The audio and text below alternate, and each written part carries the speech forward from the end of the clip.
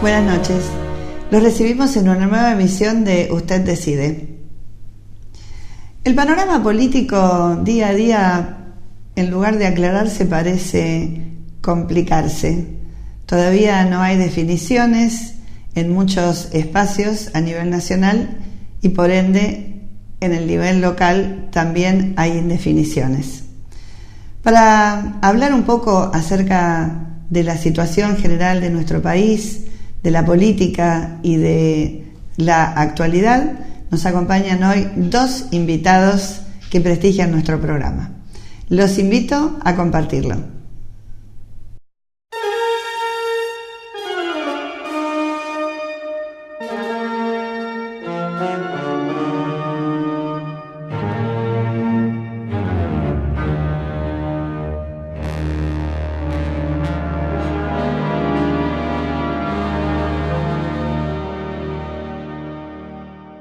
Estamos aquí en nuestro programa de hoy con Javier Echard, politólogo. Es alguien que siempre nos acompaña en nuestros ciclos porque apreciamos mucho su opinión y su análisis político de lo que nos está pasando en este momento a los argentinos. ¿Qué tal? Buenas noches, ¿cómo estás? ¿Qué tal? Buenas noches, Susana, gracias por la invitación. Gracias por la venir. presentación. No, por favor, ningún problema, siempre es un placer acompañarte, charlar un rato con vos, así que te agradezco. Bueno, ¿qué está pasando? Qué pregunta, ¿no? La verdad que en general creo que no estamos bien, digo, como argentino, como sociedad argentina. Después podemos entrar en alguna cuestión más política, sí, pero como sociedad supongo que lo debes vivir como gran parte de nosotros, mal, digamos, ¿no? Hay un malestar generalizado, hay una violencia cotidiana generalizada, y me parece que nuestro destino hoy por hoy está bastante incierto, o mejor dicho, está bastante oscuro.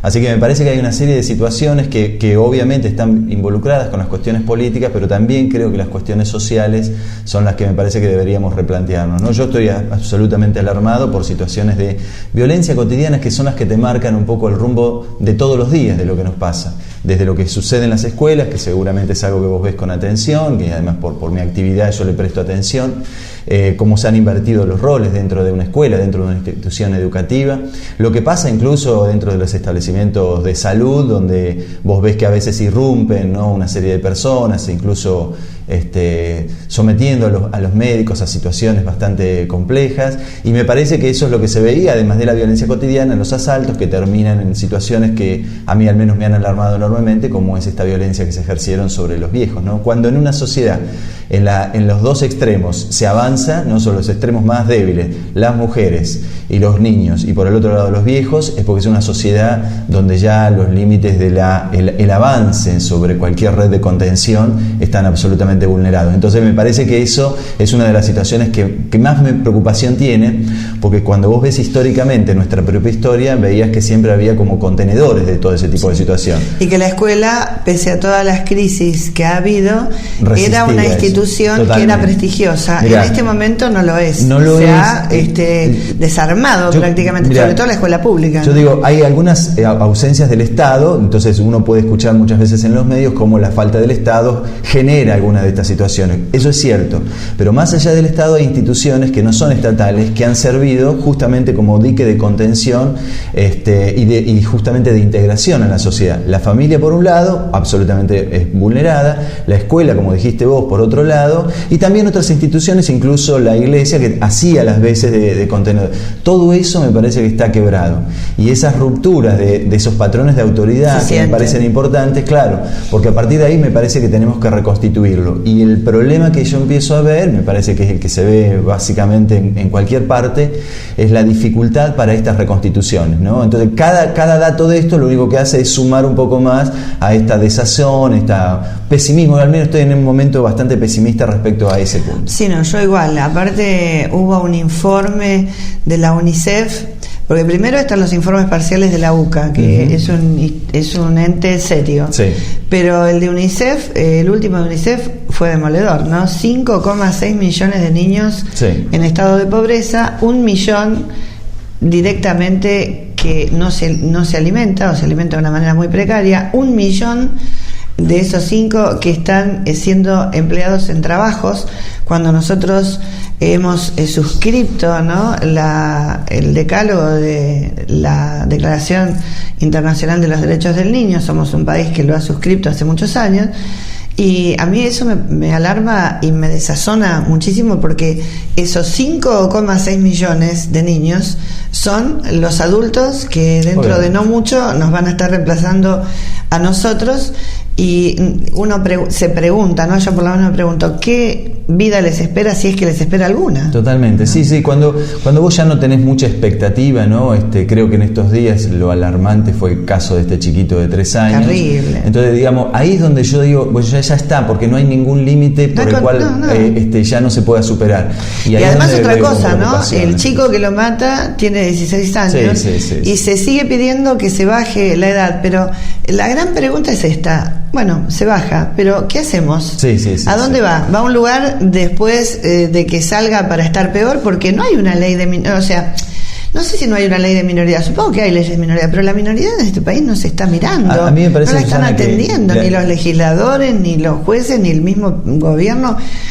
No se está trabajando en eso. Es probable que eso suceda. Yo lo que digo es que a veces uno descansa mentalmente con que se detenga a alguien y se lo encierre. No, eso no basta. Y eso no alcanza para nada. Incluso digo, no solamente en los menores. Que no digo que no lo detengan, pero son dos cosas, pero me parece no es exculparlo, pero digo, pero ¿qué se hace con ese adolescente? Yo creo que hay que tener una mirada más integral. Claro. Y ahí es donde empieza la preocupación que yo tengo, ¿no? Porque podemos hacer el diagnóstico, podemos coincidir, podemos horrorizarnos, y cada día le podemos sumar un ejemplo más. Si vos me invitas a otro programa, vamos a decir otro ejemplo nuevo. El tema es que se hace, y ahí es donde yo veo, ahí sí podemos plegar un poco lo que pasa en las discusiones políticas, que son las que en algunos casos son las que toman las decisiones cotidianas. La verdad que yo no estoy viendo, al menos no es visible, las discusiones, porque en última instancia cuando vos decís, bueno, no hay una resolución hoy, pero veo que se está discutiendo este tema, y es probable que la generación de mis hijos, las que vienen, puedan empezar a ver un poco una salida. Y ahí es donde yo, la verdad, digo, y yo no sé si es porque no estoy recorriendo bien las lecturas que hago sobre las discusiones públicas, pero no lo estoy viendo. No, hay un vacío muy grande. Sí, y me parece que es importante tomar algunos elementos que son ejes de cualquier estructura de una sociedad, la educación, la salud, la minoridad, y empezar a establecer algunos puntos de acuerdo mínimos, como para empezar a decir, bueno, acá nos pusimos de acuerdo y empezamos a arrancar. Claro, a mí lo que me preocupa es que en este momento la dirigencia política, en lo único que está poniendo energía y en lo único que está poniendo el acento es en ver las candidaturas, ¿no? Las cuestiones, si querés, coyunturales o personales, por encima de algunos bienes que, como vos bien señalás, y no son pocos, están en crisis, ¿no? Porque ¿de qué vale tener una banca en la Cámara de Diputados o en la Cámara de Senadores si cuando llego a la banca no estoy obrando en consecuencia? Ese es el grave problema, ¿no? Ese es un poco lo que estoy viendo respecto a estas discusiones. Entonces, al haber ahora en estos momentos una discusión política electoral, eso va recortando. Y lo otro es que como que queda un poco oculto, ¿no? O al menos para nosotros queda un poco oculto. Pero digo, yo creo que hay que ver con fuerte preocupación, hay que ser mucho más demandantes como ciudadanos, vos como periodista, cada uno en su rol. Yo como docente siempre advierto sobre estas situaciones, cosas que al menos los alumnos que empiezan a ser los futuros profesionales empiecen a tomar nota de que la cuestión no es solamente electoral, que hay cuestiones de más estructura. Y ¿sabés qué es lo que me parece importante siempre, sobre todo los más jóvenes? Decirle que nosotros tuvimos algún momento, algún pasado un poco más venturoso, con otra perspectiva, ¿no? Y entonces eso también te alienta que así como estuvimos bien en otro momento y ahora no, podríamos llegar a estar en mejor situación, ¿no? Porque si no también genera un desencanto absoluto y un cinismo. El chico termina también diciendo, bueno, tengo mi título, me voy del país. Claro, exactamente. Volvemos otra vez al gran éxodo, ¿no? Podemos hacer un diagnóstico negativo, pero siempre hay que ver la pata también sobre una perspectiva futura más positiva. positiva, y yo creo que Argentina en algún momento de su historia, que quizá no se pueda repetir exactamente igual, supo ser más venturosa. Bueno, entonces si lo supimos hacer, ¿por qué no podemos reconstituirlo para más adelante? Esa expectativa de futuro me parece que siempre hay que mantenerlo. ¿Los partidos políticos están en crisis? Sí, absolutamente. Sí, absolutamente. Digamos, desde los años 70-80, esto es más teórico, pero de los años 70-80, en cierta medida entraron en el mundo una crisis de los partidos en general, de las estructuras partidarias, y en su lugar van emergiendo otros sistemas de representación. En la Argentina se puede ver con la desestructuración de los partidos tradicionales, porque lo que hay del peronismo son recortes. Claro, cada uno tiene una pata peronista. El radicalismo ha quedado prácticamente deshecho, al menos en lo general. Por ahí sigue manteniendo algunos núcleos en algún interior de la Argentina, y después lo que ha ido emergiendo son los que se llaman movimientos sociales con nombres variados, desde piqueteros hasta madres del dolor, que se agrupan para representar ciertas demandas puntuales, y como eso varios. Pero ¿y eso ha pasado en el mundo. ¿Eso es malo? Bueno, no necesariamente es malo, porque yo creo que lo que se está buscando son nuevas formas de conexión entre la población y lo que podríamos llamar las estructuras del Estado. El tema es que eso está en un tembladeral, y en América Latina eso está en plena discusión. Digo, como elemento positivo, yo que no he sido un adherente, digamos, en la causa del kirchnerismo, siempre vi con buena atención, y lo digo en términos positivos esto, la posibilidad de empezar a reconstituir nuevos lazos de politicidad con la sociedad. Eso me ha parecido una buena cosa. Y pese a la crítica que yo generalmente tengo sobre lo que se llaman las perspectivas populistas, el discurso populista otra vez establecía la idea de que el pueblo es un actor central dentro de una población y que tiene una demanda concreta, sobre todo sobre los sectores más sumergidos. Ese tipo de cosas me parece que genera una discusión que a mí me pareció bastante interesante, ¿no? ¿Por qué hay tanta resistencia? Lo escucho muchas veces en este gobierno, que no es ocioso que este gobierno hable de populismo, porque pertenece la mayoría de sus dirigentes a una clase social distinta, ¿no? O mira para una clase social distinta. Pero ¿por qué también muchos de los líderes que han venido a nuestro país, por ejemplo el caso más reciente, el de Angela Merkel, ponen el acento en que la Argentina salió del populismo, como si el populismo fuera sinónimo de mala palabra? Cuando se habla de populismo, y te lo pregunto ya como experto, ¿no se está hablando de pueblo? Bueno, ahí hay una discusión, digamos, ¿no? Una discusión que ha vertebrado los últimos años en la Argentina, que podríamos llamar, por un lado, el modelo populista versus el modelo de representación liberal, democrática republicana.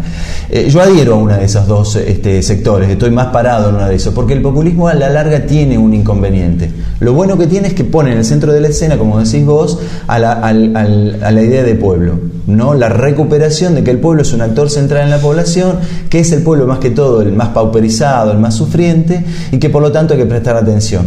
Lo que a la larga tiene, y esta es mi crítica sobre los sectores populistas, es el líder populista se transforma en el gran decisor de la interpretación de esa voluntad del pueblo, y en muchos casos, como él es el intérprete de la voluntad del pueblo, ¿quién lo puede limitar? Nadie. Entonces, en la medida que la población... termina siendo un dictador. No llegaría a esa palabra. No llegaría a esa palabra, pero es una persona bastante incontrolada. ¿Qué es lo que pasó en cierta medida, que se puede ver en Venezuela, no con Maduro, incluso con Chávez? La apuesta fuerte de un populista democrático, ¿cuál eran? Las elecciones. Y jugaban a todo en las elecciones, porque quiere decir que el rumbo de la población estaba ratificado si le era favorable. La pregunta es, ¿y si no le era favorable, qué hacemos? Y ahí tenés el desencadenamiento que se produce en Venezuela como una derivación absolutamente peligrosa. Así que a mí me parece que en el fondo tiene este peligro de la incontrolabilidad, porque en definitiva el líder es el gran intérprete de la voluntad del pueblo. Y a mí siempre eso me da un poco de temor, porque no vaya a ser cosa que también caigamos en una dominación de otro signo, pero dominación al fin. Y cuando vos ves lo que está pasando en los populistas también en Europa, porque este es un fenómeno bastante interesante, también cuando vos ves su discurso, es un discurso que en el fondo tiene algún correlato que podría derivar a la larga en un totalitarismo. No, yo creo que no, porque estamos hablando, es un populismo diferente, son populismos democráticos. Pero unipersonales al fin. Exactamente, porque el líder, fíjate lo que pasa con los liderazgos fuertes. ¿Qué es lo que está pasando con Cristina? ¿Quién la reemplaza a Cristina? Nadie. Pero ese ha sido un mal de nuestro país, porque nuestro país ha tenido siempre una persona, Irigoyen, Perón, Eva misma, después, en su momento Kirchner, después sí. Cristina. Hay una tendencia en nuestro país a no formar equipos, que pese a todas las diferencias que yo puedo tener con los norteamericanos, yo lo que les admiro a los norteamericanos primero es que tienen 2 partidos políticos que son centenarios, que se van alternando en el poder, pero que hay equipos. Yo me acuerdo acá en la época de Cavallo, ¿te acordás cuando estaba de la Rúa? ¿Viene Cavallo o no viene Cavallo? Viene Cavallo. Siempre estamos esperando El Salvador. Después vino Cavallo y nos refundió, pero allá se va un ministro, se muere Kennedy, lo matan a Kennedy. Johnson toma juramento en el mismo avión que viene el féretro de Kennedy. Al otro día se instala en la Casa Blanca y Estados Unidos siguió como si tal cosa. Yo creo que lo contrario de eso que decís vos, es que estoy plenamente de acuerdo porque responde a una historia, es la historia de América Latina, no es la historia de América Latina. Entonces eso es mucho más complejo de cambiarlo, e incluso yo creo que en algunos casos he escuchado a algunos europeos, intelectuales europeos, que tienen eso como admiración, en el sentido que los latinoamericanos tienen una dinámica política que no es en Europa. Europa es como, para decirlo muy sencillamente, es muy aburrido, muy administrativo, demasiado institucional. Acá hay vaivenes que permanentemente politizan y eso da vida a una sociedad. Pero si nos va. Claro, eso es lo que hay que hacer. Perfecto, cambiemos alguna cuestión. Pero yo creo que, ¿sabés qué, Susana? Me parece que lo contrario del populismo es justamente, o un poco la contraparte, son los marcos institucionales. Una buena institucionalidad contiene al liderazgo. En cambio, cuando el líder está por encima de las instituciones, es el único intérprete de qué hay que hacer con una institución. Y te pongo un liderazgo que no lo mencionaste, fuertemente carismático, pero en un sentido que podemos decir diferente, que fue Alfonsín. Claro. Yo por Alfonsín tengo una gran admiración porque era claramente un líder, absolutamente, pero un líder contenido en el marco de su partido y de la institución democrática. Entonces, podemos encontrar liderazgos que siempre son buenos. Yo nunca reniego del liderazgo porque creo que es el que le da dirección, es el que en los momentos y porque no todo el mundo nació carismático, seamos honestos. No, por supuesto. Y Alfonsín cumplía en cierta medida esos 2 roles, y por eso creo que hay una reivindicación cada vez mayor. Al menos, como yo he sido un alfonsinista en mi juventud, alfonsinista más que radical, siempre lo tuve en mucha admiración, siempre tengo un buen recuerdo, y cada tanto digo alguna cosa positiva. Yo también lo admiré mucho y lo voté. Claramente. Fue la única vez que voté y no me equivoqué. Claro, cuando uno dice, bueno, no me arrepiento de haber hecho eso. No me arrepiento, porque además fue presidente en un momento muy complejo de la República Argentina, y había que estar en ese momento. Me parece importante eso que decís vos, porque yo creo que a veces, obviamente, cuando vos analizás sacado del contexto algunas medidas son negativas, pero cuando vos te metés en ese contexto con un pasado de la Argentina donde no había democracia, donde no teníamos cultura democrática, el haber podido traspasar ya el mandato cumple un rol. Y el haber puesto en caja a esos militares que todavía estaban súper activos. Y además, otra cosa, yo nunca me olvido de aquella Semana Santa, cuando él mismo, siempre me lo cuenta el doctor Portesi cuando lo entrevisto, que él estaba cuando toma la decisión de ir a Campo de Mayo y enfrentarse, que hay que ser valiente. Y nunca me olvido, lo vi por televisión, pero igual era una emoción ver cómo la gente espontáneamente, porque no la llevó nadie, se adueñó de la Plaza de Mayo, como diciendo, no, nunca más, y estamos respaldando. No, eso fue histórico, fue maravilloso. Voy a rescatar también dentro de esa figura el rol que cumplió Cafiero en su momento, ¿no? Digamos, el justicialismo que en ese momento estaba, que fue de fuerte acompañamiento a ese momento histórico de la Argentina, que fue bien superado, dentro de todo, más allá de la crítica, porque ahí después vino una derivación negativa que fue los 13 paros también. Pero digo, más allá de ese tipo de cosas, para retomar la otra cuestión que estábamos hablando, ahí tenés un líder contenido dentro de un marco institucional que salió airoso. O sea que se pueden construir algunos de ese tipo de cuestiones, ¿no? Bueno, se nos está terminando el tiempo, pero te comprometo para cuando ya estén acá las cosas más claras, porque todavía está todo en la nebulosa, nadie muestra el juego, todo es trascendido, no, pero hablemos un poco también de casa. Una síntesis tuya final acerca de esto que nos está pasando y cómo lo ves dentro de lo que se pueda decir a futuro, o qué es lo que deseas, ¿no? Voy a decir algo que, digamos, yo tengo como decía al comienzo, en este momento estoy pasando por un pesimismo que no es recomendable, pero digo, ¿qué es lo que me pareció dentro de todo bueno en su momento? Y ya vamos a ver cómo termina. que al menos ha aparecido una alternativa política, guste o no guste, digamos a través de Cambiemos, que puede hacer de contrapeso y se pueda transformar en una opción electoral por encima, digamos, de cualquier variante del justicialismo. Ese tipo de cosas me parece que hay que verla bien, en el sentido de que al menos puede haber una competencia electoral que permita a la población tomar alguna opción por los caminos que existen. Digamos, eso no me parece que sea descartable en el largo plazo, porque cuando vos revisás lo que estaba pasando en los últimos 15 años, hay un fuerte predominio de un partido, que es lo que puede llegar en una derivación que siempre a mí me parece peligrosa, que es la incontrolabilidad del poder, que siempre me parece que es bastante compleja. Y lo que sería importante también es que la gente advierta que las elecciones legislativas siempre son un equilibrio en el poder, ¿no? Sí. Entonces, siempre, yo creo, no sé si vos compartís, que es saludable que un partido político que esté gobernando no tenga las mayorías absolutas, porque ahí caemos en esto que vos decís, ¿no? Siempre he creído eso. El tema es que en la Argentina no tiene buena prensa, incluso en la cultura política de la dirigencia argentina, porque se supone que las grandes reformas que se han acontecido en nuestra región han sido hechas cuando las mayorías estaban constituidas, y se ponen siempre muchos ejemplos. Cuando la mayoría constituye poder, digamos, puede avanzar sobre medidas en contra de lo que podremos llamar grupos de poder. Yo siempre tengo un contraejemplo ante eso. Menem tuvo mayorías y no avanzó en medidas populares, al contrario, avanzó sobre sectores que ya tenían un fuerte beneficio en la población. Así que y en definitiva nos dejó de legado los DNU. Además, ¿no? Yo digo, las construcciones electorales mayoritarias no siempre son buenas consejeras. Siempre me parece mejor equilibrada, para que nadie cree en definitiva que tiene el poder absoluto, porque ahí sí empiezan a aparecer los males en nuestro país. Bueno, gracias, y me encanta charlar con vos, y supongo que a la gente le va a encantar escucharte también, así que te comprometo para un próximo encuentro. Susana, siempre un gusto, y saludos a la audiencia. Muchas gracias. Nosotros enseguida volvemos.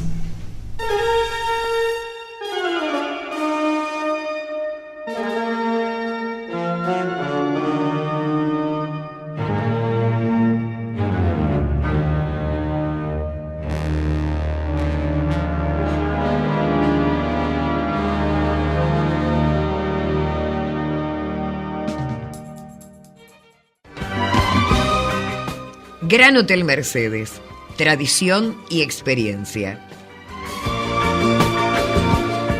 Disfrute de nuestro menú promocional. Entrada, plato principal y postre, solo 165 pesos. Los esperamos en Avenida 29 y 16. Reservas al 02324 42 59 87.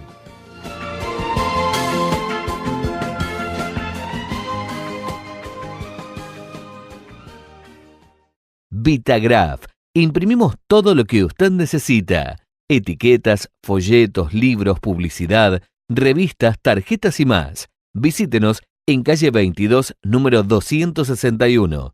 O llámenos al 02324 43 30 11. También estamos en Facebook. Vitagraph SH.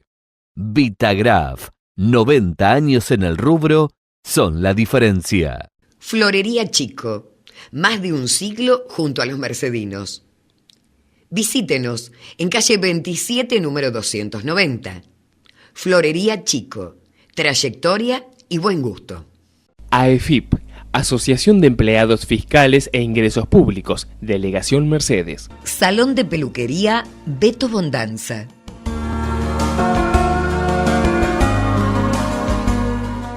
Reserva de turnos al 15 46 96 51.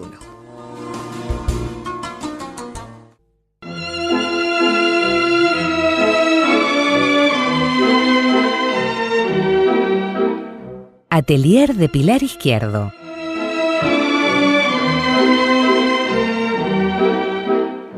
Modelos exclusivos y diseños propios de alta costura para novias, fiestas y 15 años.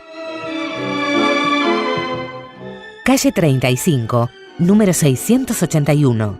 Teléfono 011 1521 55 79 75. Pilar Izquierdo, Madrid, Buenos Aires, Mercedes.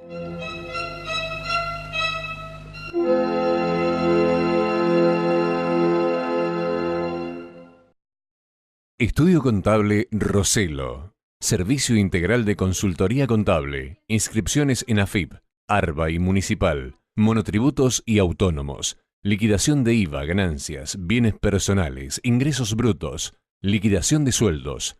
Estudio Contable Roselo. Calle 22, número 514. Mercedes, Buenos Aires. Teléfono 02324 4234 43. Email roselo.estudio@gmail.com. Geodesia Viajes y Turismo. Tu viaje, nuestro compromiso. Calle 14, esquina 23, número 552. Teléfono 02324 423 407. Mercedes, Buenos Aires. Asociación Médica de Mercedes. Preocupados por la salud de la comunidad. 85 años conociéndonos. 85 años cuidándote. Asociación Médica de Mercedes. Calle 27, 733. Teléfono 02324 42 1286. Action Energy. Somos acción, somos energía. Un nuevo concepto en estaciones de servicio, alta calidad en combustibles y el mejor servicio. Niciforo Hermanos, Acceso Sur y 118. Teléfono 421-934. ATE, Asociación de Trabajadores del Estado, filial Mercedes. Sociedad Italiana de Socorros Mutuos de Mercedes. 145 años al servicio de la comunidad. Visita nuestro sitio web www.sositalianamercedes.org.ar o seguinos en Facebook, Sositaliana Mercedes. Instituto San Benito de Nurcia. 25 años en Mercedes. Nivel inicial, primario y secundario. Próxima apertura, sala de 2 años. Exámenes internacionales. Convenios con universidades. Orientación vocacional. Deportes. Viajes educativos. Yoga. Apoyo escolar y jornada extensiva. Instituto San Benito de Nurcia. 25 años comprometidos con una educación centrada en la persona, la calidad educativa y la mirada enfocada hacia la construcción del futuro. Inscripción abierta todo el año. Acceso Sur y 112 bis. Mercedes, Buenos Aires. Teléfono 023 24 42 74 18.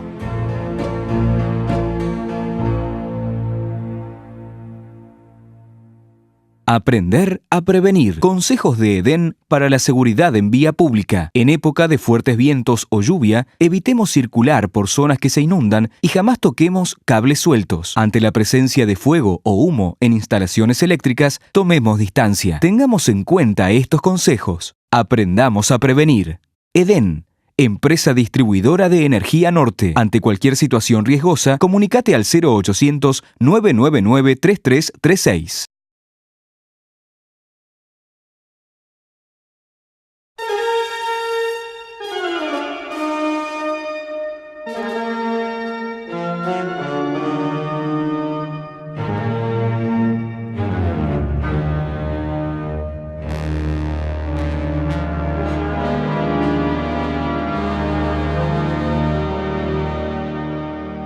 Nos acompaña en este bloque el diputado nacional por el Frente Renovador, Carlos Selva, con quien vamos a hablar, por supuesto, de política, que es el tema que siempre nos convoca. ¿Qué tal, Carlos? Muy bien. Gracias por venir, buenas noches. No, un gusto estar acá. Hace rato que no estoy en ningún programa personal así de política, así que bueno, un gusto y agradecerte la deferencia de invitarme. Por favor.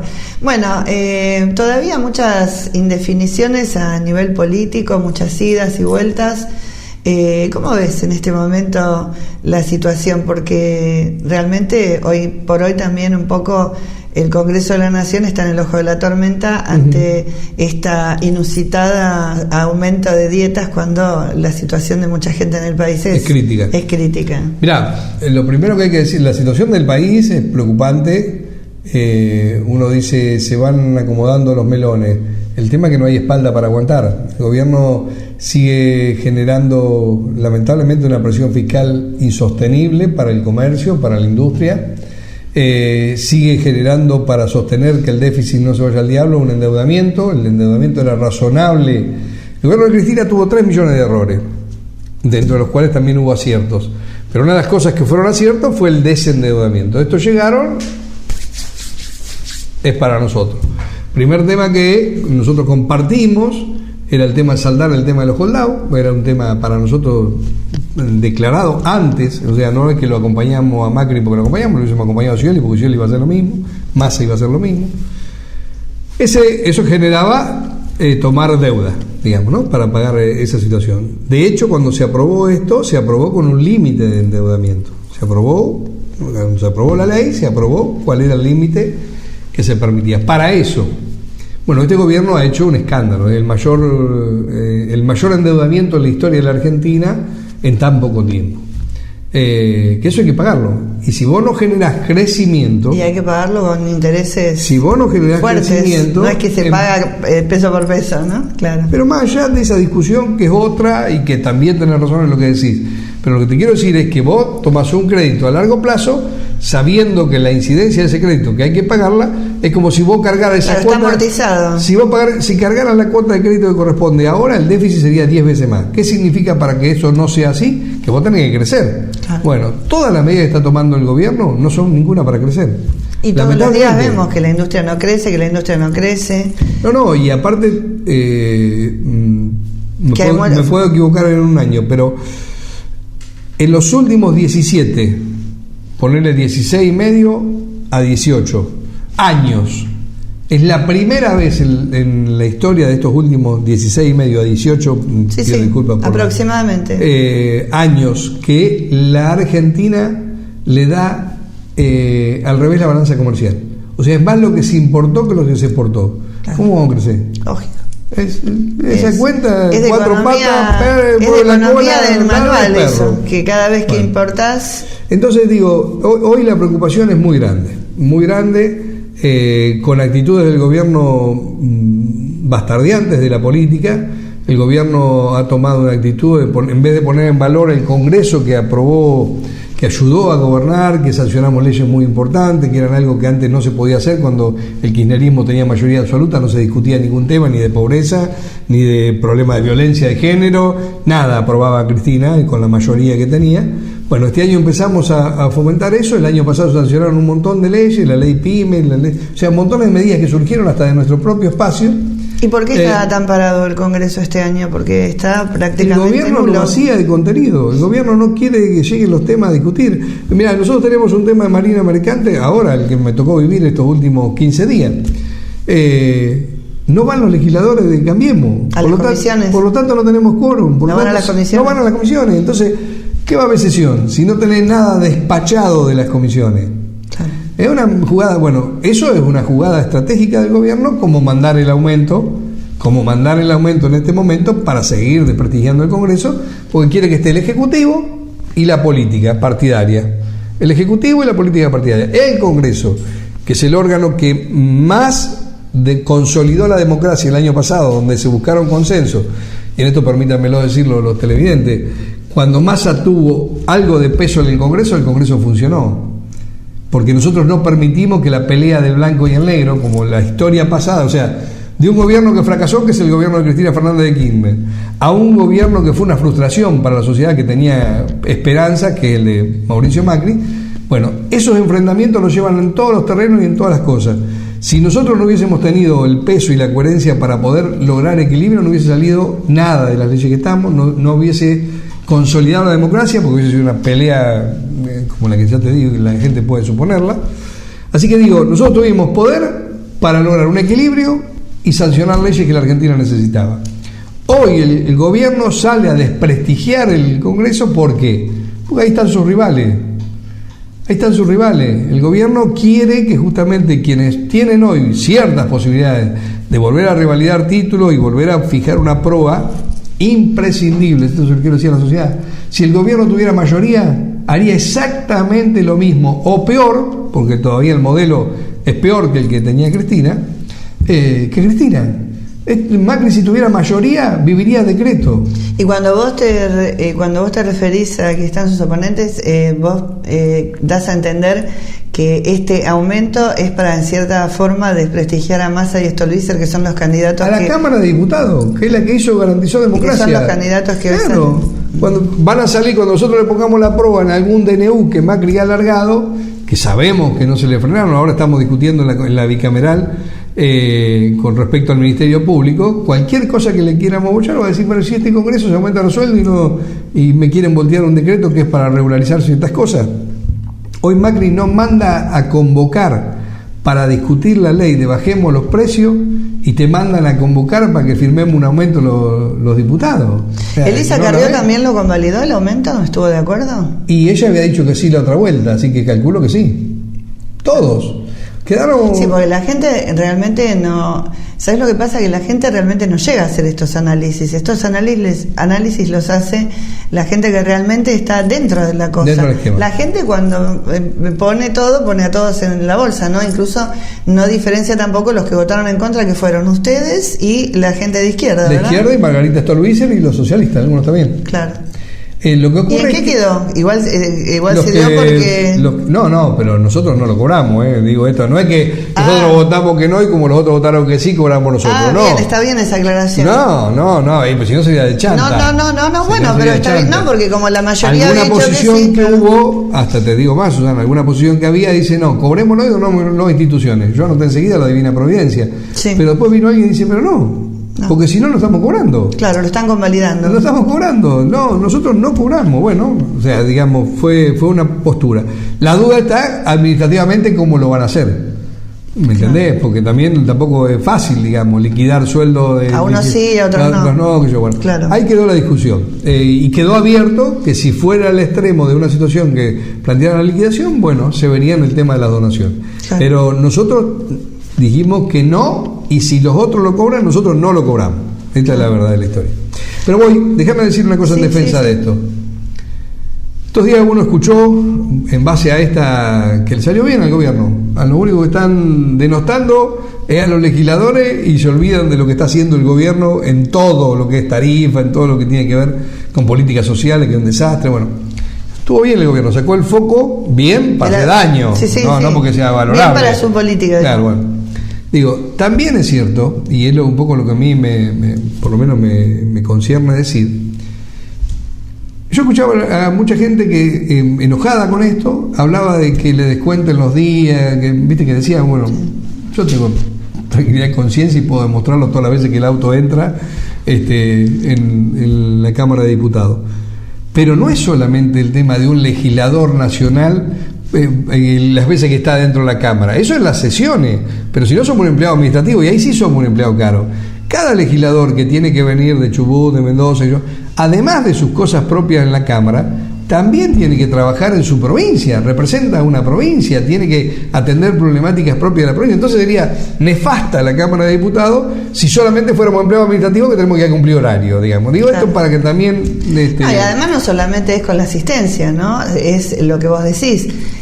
Yo cada vez que hablo acá con concejales o los llamo para hacer alguna nota para la radio, me dicen están en comisión, y cuando están en comisión incluso no te atienden el teléfono y muchas veces me dicen ellos, por ahí es más el trabajo de comisión, todo el trabajo previo, que ese no se ve, pero que está, que el ir a la sesión a terminar de ir, votar y levantar la mano, no.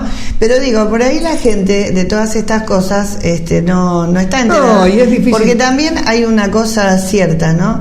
Los medios nacionales modifican mucho el pensamiento de la gente y hay mucha gente que no está informando como se debe, está desinformando, ¿no? Bueno, pero yo te digo esto, y para terminarlo por lo menos de mi parte. Digo, se dice se cobra tanta plata. Nosotros no cobramos aguinaldo, por lo tanto el sueldo que vos cobrás lo tenés que dividir no por 12 sino por 13. Primer tema, no se cobra aguinaldo, no se cobra antigüedad. Yo me pago mi obra social, yo no tengo dependencia, yo no tengo obra social. Nosotros cobramos una dieta, no tengo un descuento de obra social, yo tengo que ir pagarme de ese sueldo también una obra social. No estoy hablando que sea un sacrificio, pero enfocado como que son la madre de la... Y hay muchos temas que están mereciendo el tratamiento, ¿no? El tema de minoridad, que es un tema que no pasa solamente por el tema de ver si se le baja la edad a los chicos o no, sino a dónde van esos chicos, porque es muy fácil bajarle la edad, pero el tema después de dónde van, si después cuando salen del lugar a donde fueron salen 3 veces peor. El tema minoridad, el tema pobreza, el tema educación incluso, que son temas que también el Congreso tendría que verlo, y están todos ahí por eso digo, durmiendo. El Congreso yo les puedo garantizar que las comisiones funcionan. Yo ayer no tenía comisiones mías personales y estuve 3 horas en la comisión bicameral sobre el Ministerio Público, porque me interesa saber, porque eso después llega al recinto y vos tenés que, como no sos parte de la comisión, o tenés que estar 2 días leyendo, o bueno, entonces digo, más allá de esto, no quiero que se vea como un sacrificio, es mi función, pero quiero decirle que también a uno le pesa el juicio de que, bueno, de que estamos solamente para embromar, digamos, para no decir palabras desacertadas. En este momento hay todo un tema político del PJ, ¿no? Primero vamos a hablar del nacional y después vamos a hablar del local, donde también han habido algunas andanadas contra tu persona. ¿Cómo ves este tema Randazzo-Cristina Randazzo, ¿no? Mirá, yo te digo, lo primero, que ninguno se puede arrogar la representatividad del peronismo. Lo he dicho claramente muchas veces. Yo, a nivel local, soy el presidente del PJ porque le gané a la Cámpora las elecciones. En el 2004, 2008, 2011, 2012, 13, perdón. Porque ni siquiera casi perdemos la personería jurídica del Partido Justicialista porque no llamaron a la asamblea en el 2012. Tuvimos que hacer la elección que correspondía en el 2012, en el 2013, pues si no hasta perdíamos, desaparecía el Partido Justicialista. Yo soy el presidente del Partido Justicialista a nivel local. No me llamaron nunca a una reunión del Partido Justicialista, nunca. Estamos hablando del nacional. ¿De la provincial o nacional? Sí. Como vos no eras de Cristina, por más que vos hayas ganado las elecciones y por más que vos seas afiliado al justicialismo, no existís. Digo esto para los que se arrogan esa representatividad.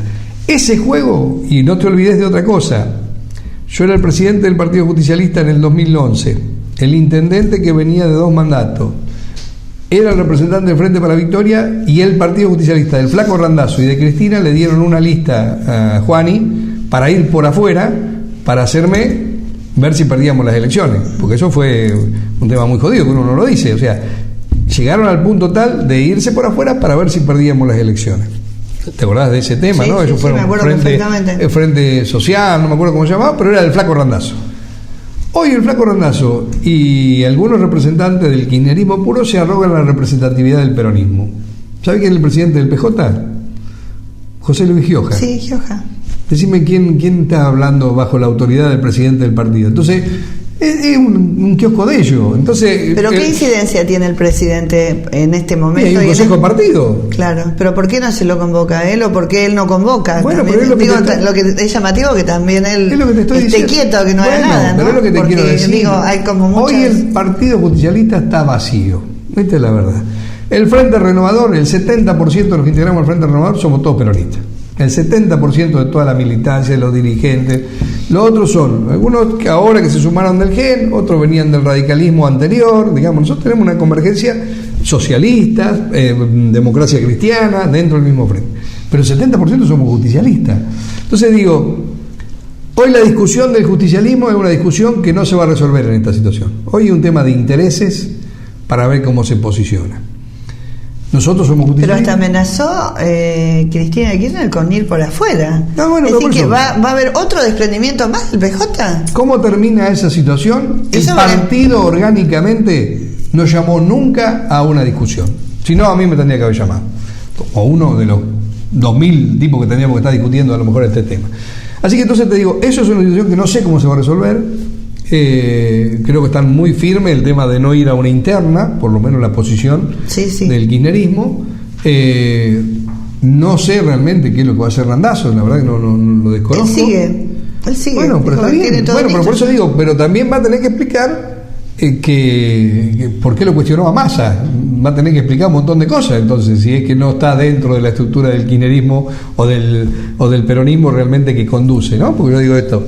Ahora, vos sos una persona que tiene experiencia en esto, porque hace muchos años que que estás. El otro día cuando estuve estudiando acerca del Consejo Deliberante y Yolanda Gorosito me dio las listas de los concejales, fui viendo tu carrera política desde el año que estás en esto. Fuiste haciendo poco a poco y día a día y año a año la carrera paso a paso, hasta llegar al puesto máximo que, como muchas veces me dijiste cuando te echo notas, para vos es el honor más grande ser intendente de tu ciudad. Hoy en día vemos que gente que prácticamente empezó ayer en política, y además no lo quiero desmerecer a Randazzo, pero llegó de la mano de Cristina Kirchner porque era un desconocido para el común de la gente. Era ministro de la provincia de Buenos Aires. Pero ¿quién lo puso? Lo puso Cristina Kirchner, era un intendente como otro cualquiera de la provincia de Buenos Aires. Se encuentra con derechos de desafiar incluso la figura de Cristina Kirchner, que te puede gustar, no te puede gustar, pero no aquilata una trayectoria y bueno, un liderazgo.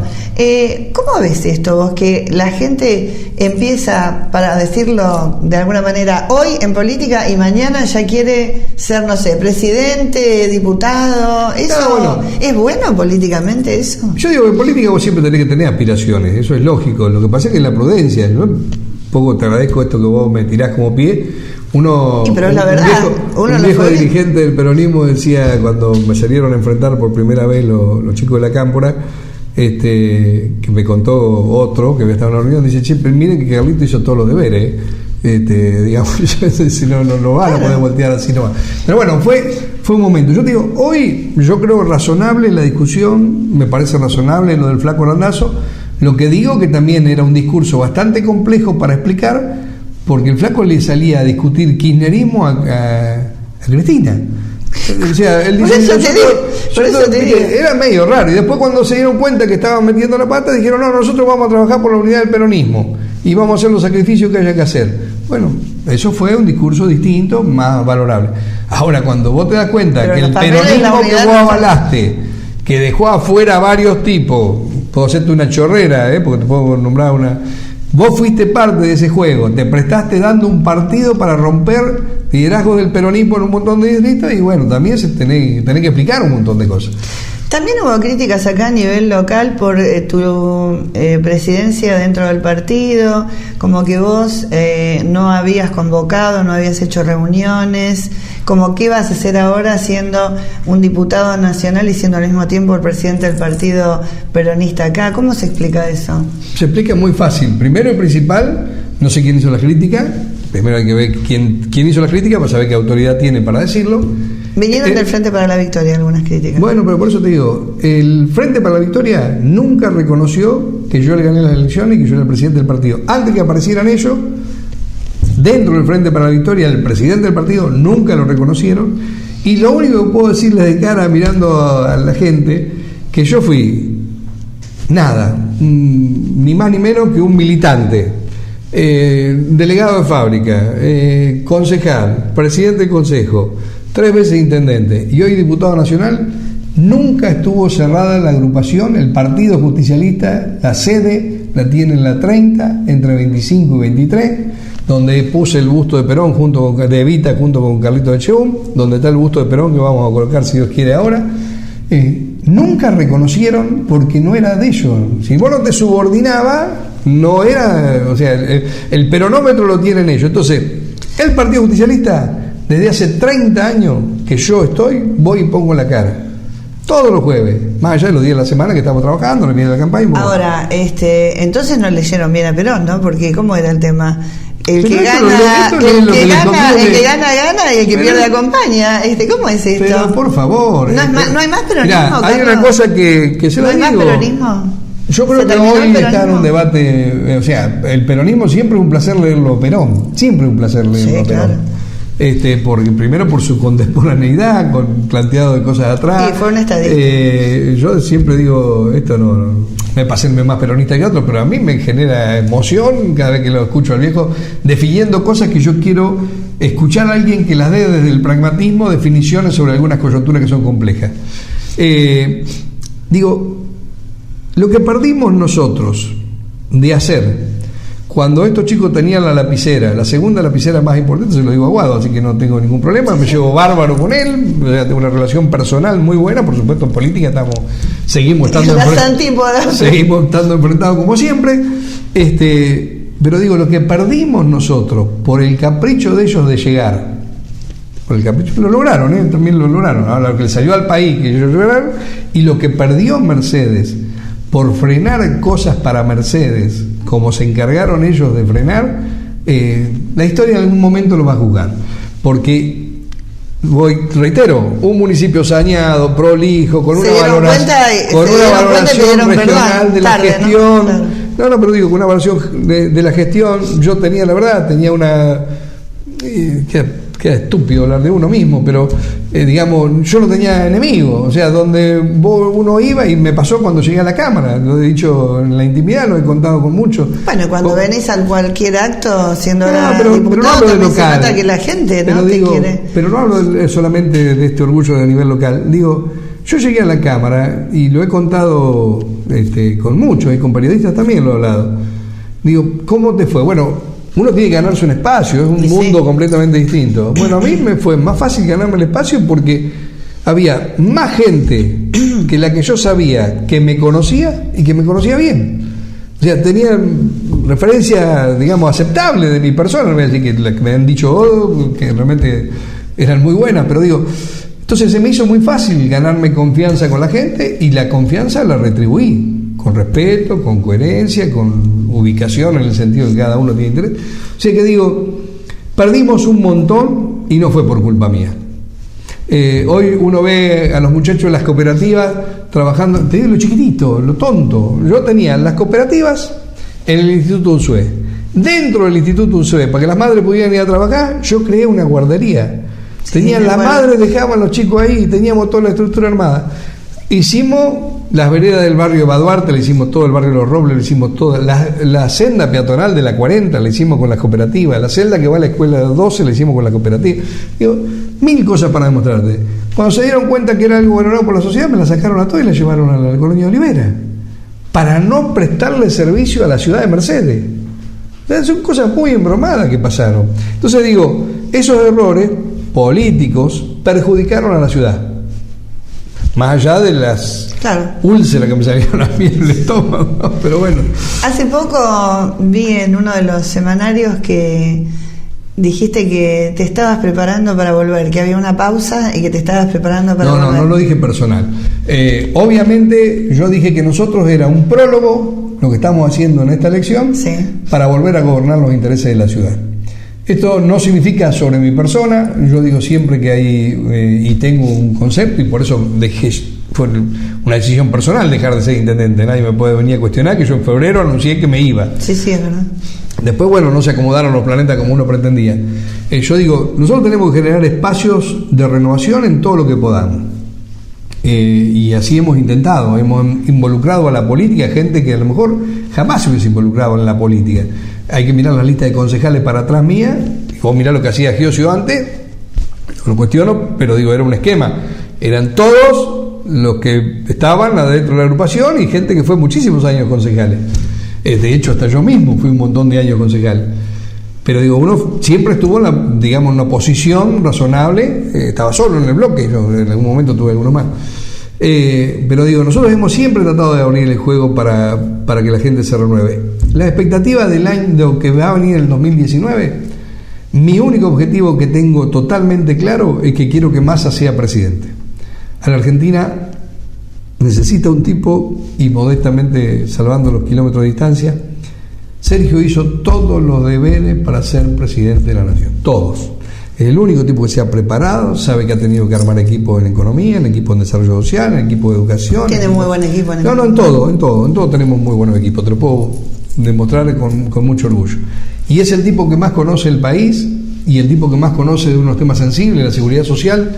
En la Argentina hay 4 personas que saben, una de esas 4 es Sergio. Cuando vos le hablas de economía te sorprende. Cuando vos hablas a nivel internacional de cualquiera, yo he tenido la suerte de poder viajar por la Cámara de Diputados al exterior, en representación de la Cámara, donde vos vas te preguntan por el presidente Macri y te preguntan por Massa.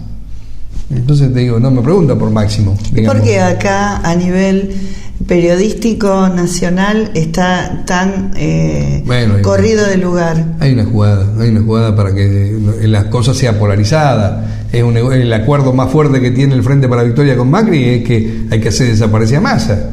Este es el mejor negocio para los dos. Estará en la sociedad que se dé cuenta y que ponga en valor la lista de diputados nacionales que vamos a llevar nosotros, la lista de senadores y la lista de concejales. Ya sé la respuesta que me vas a dar, pero igual yo la pregunta la tengo que hacer. Dale. ¿Ya tenés la lista? No. No. Pero... Qué bien me mienten los políticos siempre. ¿Ni una? No. Alguno tiene una visión de todo. Anoche tuvimos una reunión en la agrupación donde dije que empezábamos a definir las cosas. Que un poco entendíamos de que también había, y yo pongo siempre en valor, el compañero que va a quinto suplente. Ese tipo vale 10 veces, vale oro, porque es el tipo que realmente está para acompañar y eso. Bueno, yo puse en valor, compañeros que estaban anoche han ido siempre en lugares de suplente, están en la agrupación, militan en la agrupación. Bueno, es difícil un armado de una lista. Hay veces, es lo que yo te digo, vos qué querés representar con la lista. Yo pongo arriba de la mesa valoración de gestión y desempeño en la función, como fue el de Carlito Milome. O sea, Carlos es un tipo que realmente le pone alma, corazón y vida a las cosas. Entonces, para mí es un orgullo poderlo llevar.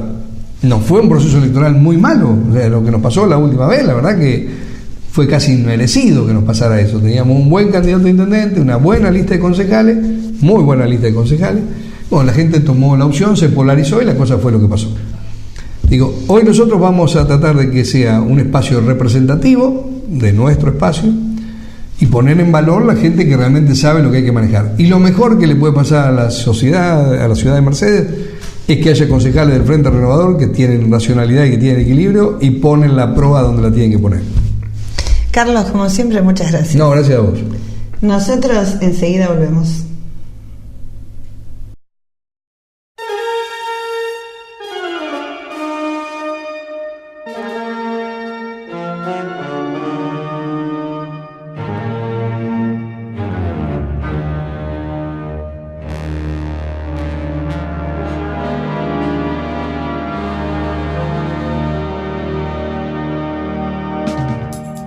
Esto ha sido todo por hoy. Los esperamos la próxima semana para seguir hablando de este tema tan apasionante como es la política. Porque usted ya ha empezado a decidir. Buenas noches, muchas gracias.